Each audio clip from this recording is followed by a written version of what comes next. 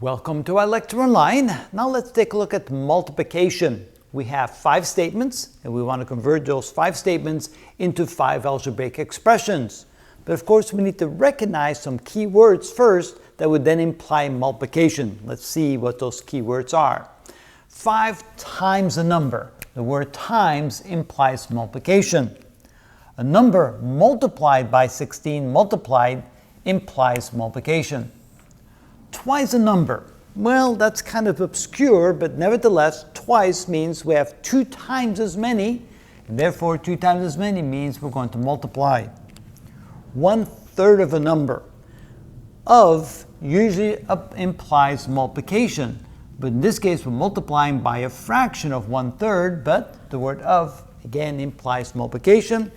And the product of both the word product, which is the result of a multiplication, and the word of would imply multiplication. So both product and of would imply that we're going to multiply.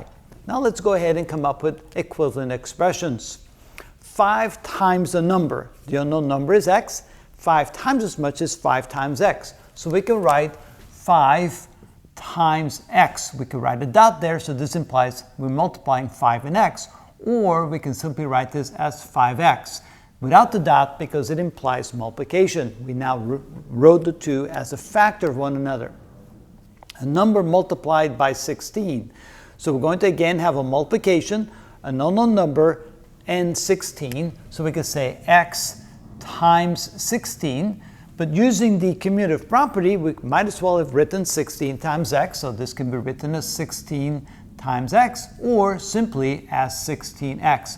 All of these mean exactly the same thing.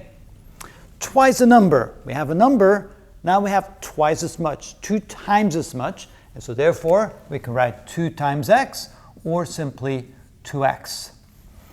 1/3 of a number. Again, the word of means multiplication. We're multiplying a number, x, by 1/3, so we can write 1/3 times x, which is 1/3 x. And finally, the product of a number and 3. So we're multiplying 2 things, a number and 3. A known number can be x, and the number 3. So we can say that's x times 3. And again, using the commutative property, we can write this as 3 times x. Or simply write this as 3x. So that means the same thing as writing the product of a number and 3. So we're multiplying x, the number, and 3. We can now inverse that, 3 times x, or simply write 3x. All of these are good expressions that can easily be turned into, or I should say, these are statements that can easily be turned into expressions when we recognize the keywords. Remember, what is a keyword for multiplication, and the rest becomes pretty easy. And that's how it's done.